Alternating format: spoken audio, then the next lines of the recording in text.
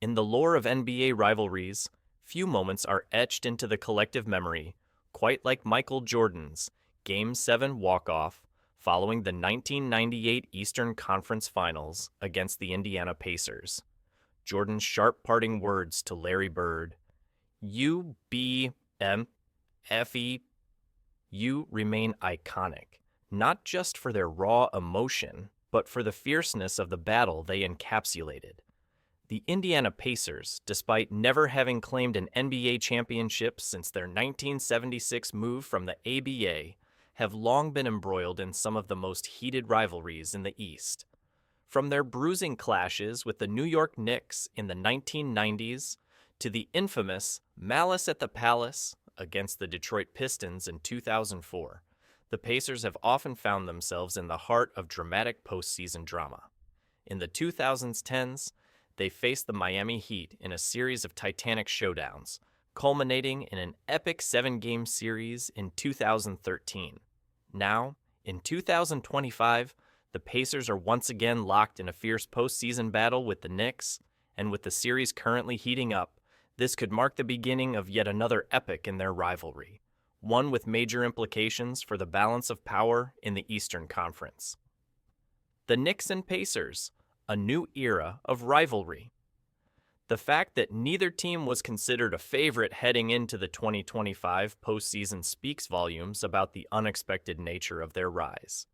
Neither team had the superstar names or dominant season records that typically dominate headlines, but they've both defied expectations, with both squads now poised for potential greatness.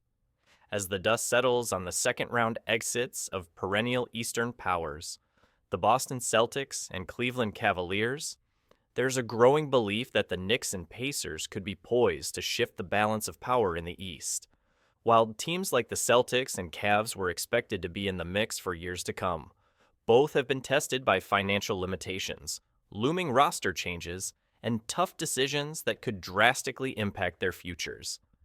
Enter New York and Indiana, two teams now armed with cap flexibility, young talent, and an unexpected chance to carve out their own legacies in the coming seasons. The Pacers' off-season dilemma. One of the most crucial storylines surrounding the Pacers is the future of Myles Turner. As the anchor of their defense, Turner has played a pivotal role in Indiana's postseason success. The 28-year-old center is in the midst of his best season ever, averaging 15.6 points, 6.5 rebounds, and knocking down a career-high 40% from three-point range. His performance in the current series, which included a game-clinching free throw in Game 2, has solidified his place as one of the league's most valuable two-way big men. However, as Turner heads into unrestricted free agency this summer, the Pacers face a difficult decision. Turner is currently making just under $20 million, a bargain for a player of his caliber. But with Indiana's salary structure set to see key players like Tyrese Halliburton and Pascal Siakam combining for $91 million next season, finding the financial room to retain Turner could require sacrifices. For a small market team like the Pacers, staying under the luxury tax has been a long-standing tradition, but this may soon change. New ownership has injected fresh capital into the team in recent years, and with their current success, there are growing indications that the Pacers are ready to take a leap in financial commitment. Though they won't go the way of the Phoenix Suns in terms of luxury tax spending, the Pacers could re-enter the luxury tax to maintain this promising core, especially with a projected 30% cap increase over the next few years, thanks to the new media rights deal. But rival teams, used to seeing the Pacers shy away from the tax, remain cautious.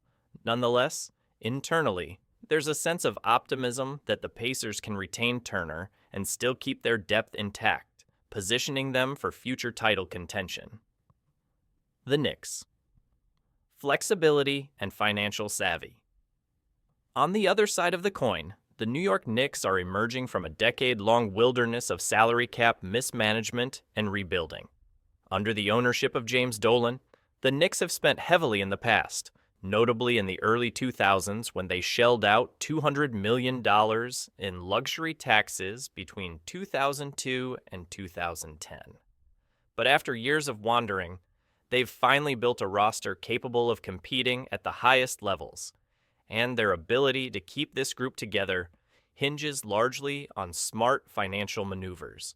One of the most impactful moves in recent years was the decision to extend star guard Jalen Brunson to a 4-year, $156 million contract. This was seen as a team-friendly deal, as Brunson could have potentially fetched a $270 million 5-year extension had he waited. The cap-friendly deal now looks even more shrewd, as it allows the Knicks to retain flexibility as the salary cap increases over the next few seasons. With other key contracts like OG An,